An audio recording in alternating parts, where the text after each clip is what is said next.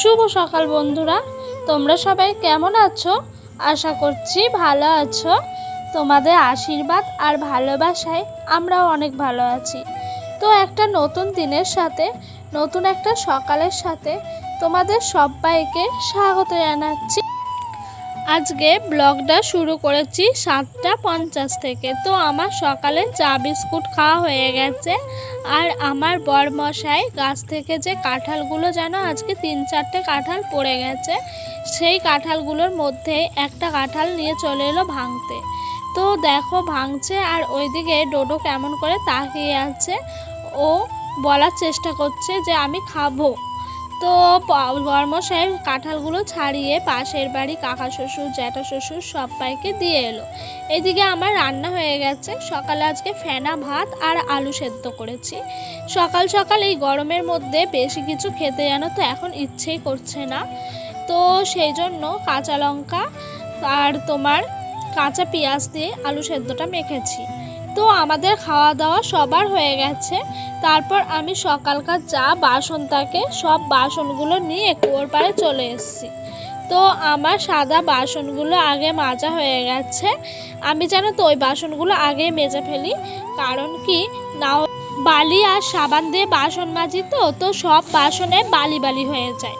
সেই জন্য ওই বাসনগুলো আগে মেজে সাইড করে দিয়ে তারপর কালি হাঁড়ি বা কালি কড়াই ধরি। তো জানো তো প্রত্যেকটা মেয়েকে জীবনে মানিয়ে নিতে নিতেই মেয়েদের জীবনটাই শেষ হয়ে যায়।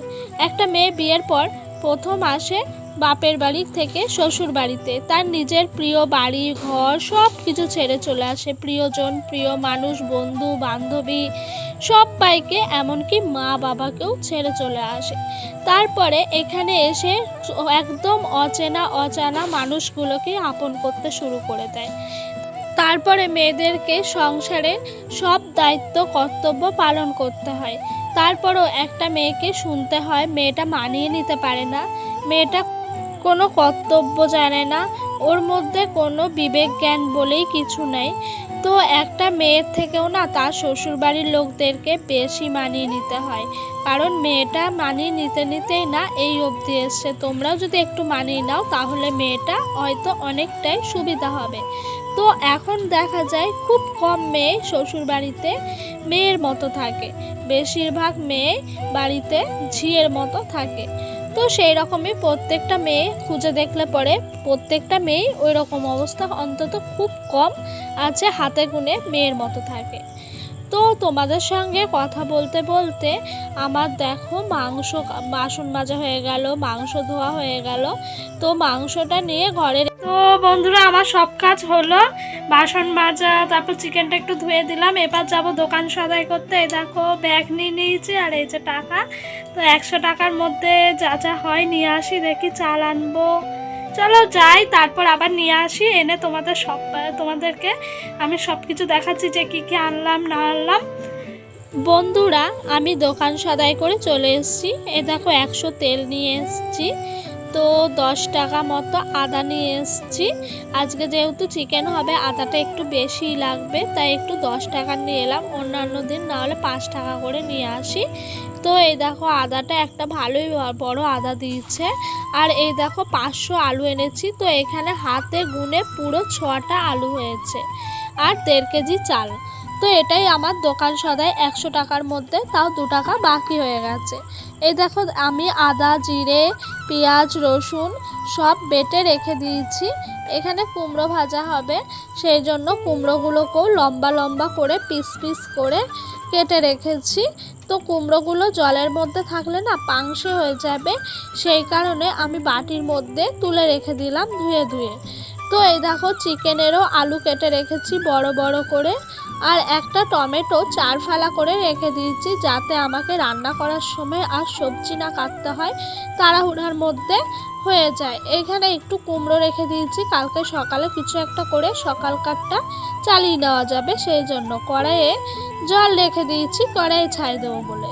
তো সারফার ছাই। এই দেখো হাঁড়িটাও আমার মাজা হয়ে গেছে, তো হাঁড়িটা একেবারে কড়াইয়ের ওপরে রেখে দিয়েছি। তো সব গুছিয়ে গাছিয়ে রাখার পর সোজা ডোডোকে স্নান করিয়ে ঘুম পাড়িয়ে দিলাম, না হলে আমি কোনো কাজ করতে পারবো না। তারপরে চলে এলাম, এই দেখো ডোডোর কিছু জামাগুলো ছিল যেগুলো আমি সকালে কেচে দিই রোজ সকালবেলায়, তো ওইগুলোই আজকেও কেচেছিলাম। তো ওইগুলো তুলে নিয়ে এসে ভালো করে ভাঁজ করে রেখে দিচ্ছিলাম। তো আজকে আর বেশি জামা কাপড় হয়নি, মোটামুটি হয়েছে ওই 3-4টে মতো জামা আর 2-3টে প্যান্ট। তো এভাবেই চলতে থাকে ডোডোর সারাদিনকার যা থাকে সব আমি এক জায়গায় রেখে পুরো পরের দিন সকালে কাচি। কারণ কি জানো তো, কুচকুচ করে অল্প অল্প করে কাচাকুচি করতে গেলে না সার্ফটাও বেশি পুড়িয়ে যায় তাড়াতাড়ি, আবার কাচতে গিয়েও বিরক্ত লাগে। তো তারপর আমি গ্যাসে ডোডোর জন্য একটা চিকেন, একটা আলু, হলুদ, নুন সব দিয়ে সেদ্ধ বসিয়ে দিলাম। ডোডোকে স্যুপের মতো করে ভাত দিয়ে খাওয়াবো। আর এই দেখো চিকেনটা আজকে কত প্রাইসি হয়েছে তাই না? লাল লাল চিকেন করেছি, ঝোল ঝোল, যাতে খেতে অনেক টেস্টি লাগে। তো আজকে একটু ঝোলঝোলি করা হয়েছে কারণ এক তরকারি ভাত বলে। আর এই দেখো এখানে কুমড়ো ভাজা। তো এটাই হলো আজকে আমাদের দুপুরকার খাবার। ডোডোর পাপা নাই, আমাকে একা একাই খেতে। খাওয়া দাওয়া সব কিছু হয়ে গেছে, তারপরে বাসনগুলো মেজে নিয়েছি। তো এখন কাপড় জামাগুলো তুলবো, আর পাপানকেও ঠাম্মার কাছে দিয়ে বসিয়ে রেখেছি। তো আমি কাজগুলো সারলাম, দেখো তারপরে একটু বেরোবো পাপানকে নিয়ে ঘুরতে। কারণ কি জানো তো, ওকে যদি নিয়ে একটু না বেরোয় না বিকালবেলা, ও খুব দুষ্টুমি করে, ঘরে থাকতেই চায় না, ওর একটা অভ্যাসে পরিণত হয়ে গেছে। তো এই যে জামা কাপড়গুলো সব তুলি, এগুলো ভিজা ভিজা আছে, শাশুড়ি মা দেরি করে স্নান করেছে সেই কারণে একটু ভিজা আছে। আর এদিকে আমার নাইটিটা আসছে না, তো কেচে দিয়েছিলাম, নাইটিটা কেচে দিয়েছি কারণ অনেকদিন ধরে ছিল, নোংরা হয়ে গেছে, সেই জন্য আরও কেচে দিলাম। তো খুব একটা শোকায়নি, এটাও মিলে দিতে হবে বারান্দার ওই দড়ির মধ্যে। এদিকে এই কাঁঠালটা যেন গাছ থেকে পড়ে গেছে, ওই বড় গাছ থেকে। কাঁঠালটা একটু নরম নরম আছে, পেকেছে নাকি জানি না, কাঁটা বলছে ছেড়ে গেছে। মানে এই কাঁটাগুলো এক জায়গায় লেগে থাকলে বলে কাঁটা লেগে থাকা, আর খুলে খুলে গেলে ছেড়ে গেছে।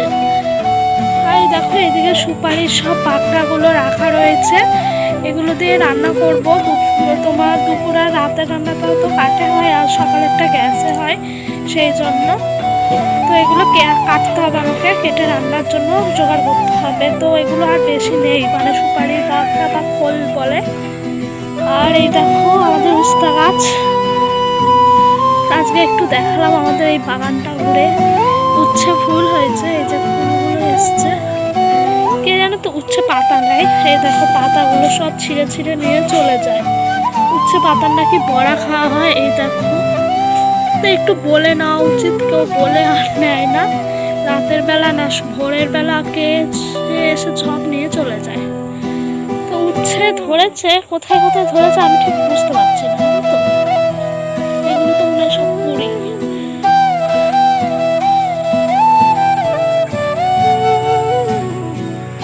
দেখো আমাদের বাড়িটা পুরো বাগান বাড়ি বললেই চলে। আর ওই দিকটা করে আছে বাঁশ ছাড়, বাঁশ বাগান, খুবই ভয় লাগে এক এক সময়।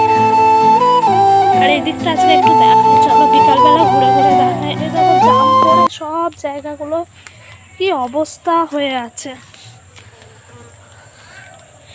এই দেখো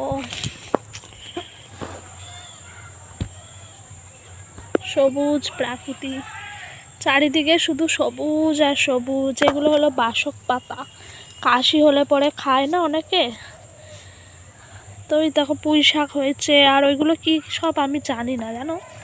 তো এই জায়গাটা না শীতকালে যখন আমি তোমাদেরকে দেখাবো দেখবা খুব সুন্দর লাগে, শীতকালে এই জায়গাটা সত্যিই খুব ভাল লাগে।